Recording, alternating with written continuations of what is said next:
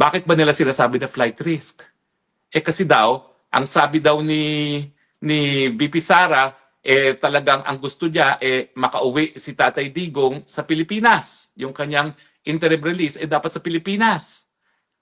Yun ba ay indikasyon na pwedeng tataka si Tatay Digong? Yan ay indikasyon kung anong gusto ni Tatay Digong. Na kung magkakaroon ng interim release, mas gugustuhin niya na pumunta sa Pilipinas. Pero walang ibig sabihin yan na may intention siyang tumakas. Kasi nga, siya yung humingi ng interim release.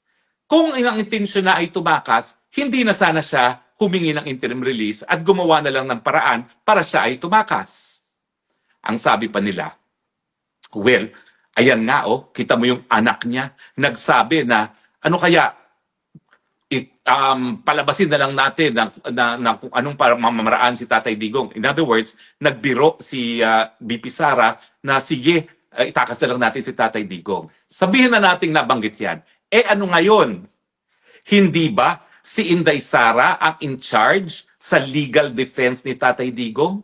Hindi ba yung pagiging in charge niya sa legal defense ni Tatay Digong ay nagpapakita na rinirespeto ni Inday Sara yung proseso sa ICC?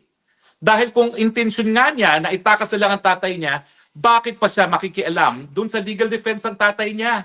Di gumawa na lang sana yan ng plano na itakas ang tatay niya na alam ko, hindi gagawin ni Inday Sara kasi sa totoo lang, Girl Scout si Inday Sara. Hindi yan papayag sa anything na shortcut at hindi nasa tamang proseso.